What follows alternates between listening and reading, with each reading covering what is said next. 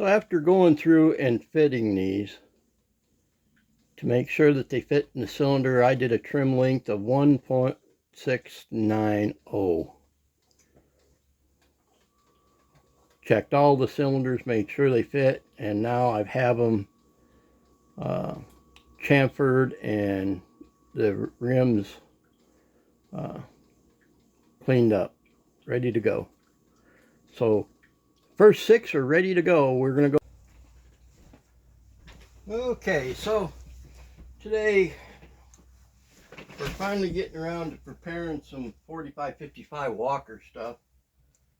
So we're going to be sizing some bullets. Now these are the same bullets, my Muckwa bullets that was used previously in the 45-55 Walker before by Leverguns 50.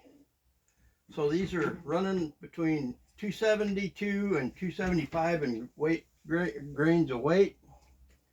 And as soon as we get this done, we will trim some cases to length, test them out in the gun, and we'll go from there.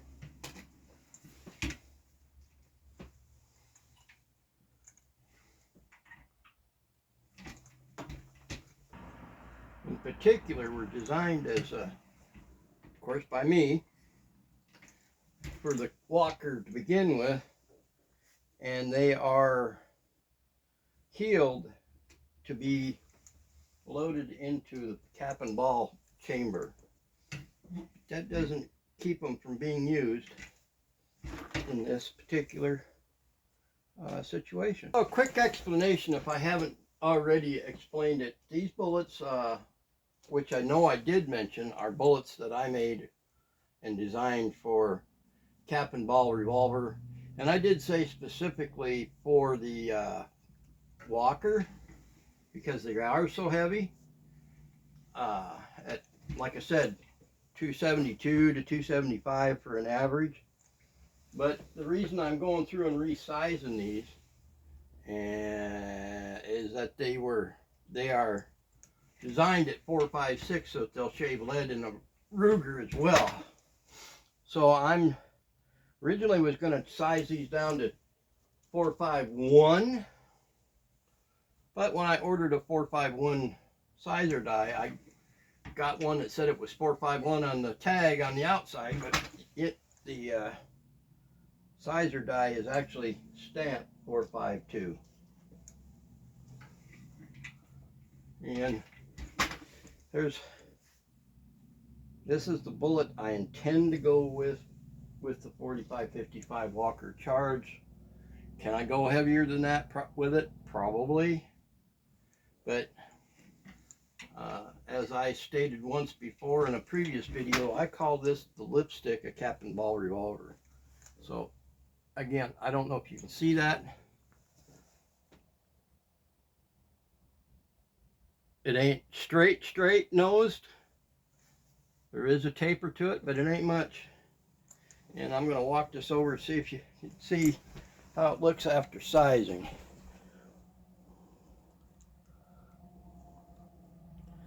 And for lubrication on this while I'm sizing, I'm just using same old lubricant I use for sizing my bullets or cases, which is nothing more than 3-in-1 sewing machine oil. Okay, we're finally preparing some cases. We've got them trimmed to length. We've got them primed. We got our bullet size to 4.52 and lubricating. And so just for kicks, I believe I'm at about 54 grains instead of 55, which right now is okay. So at 54 grains, hopefully you guys can see what it looks like, but it's just below the surface at 54 grains. So like I said, this is already primed. We're going to grab lubricated bullet, set it on there,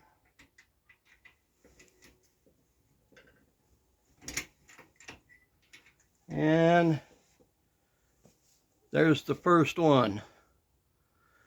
Well, actually, it's the second one. I have already kind of predetermined what things are, but for kicks, now that I got this out here, I'm going to try it in the walker.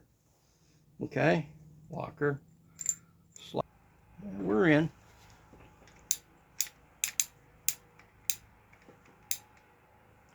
I don't know if you can see it in there. I'll bring it around.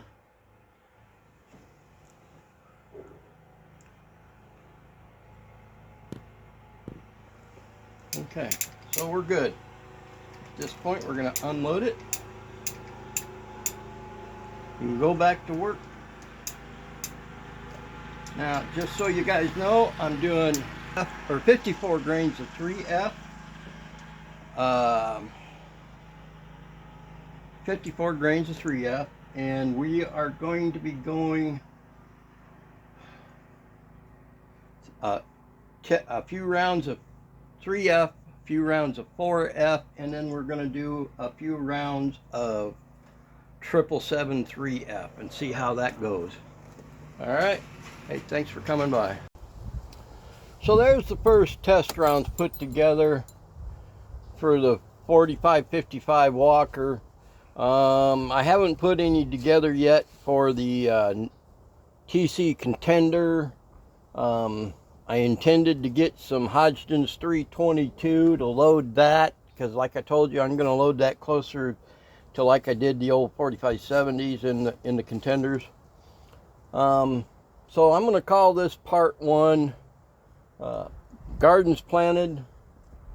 It's almost time for the range to open up, and with that, but at this point, it's time for me to remind you, if you came here wearing your feelings on your sleeve, looking to be butt hurt, well, you most likely came to the right place.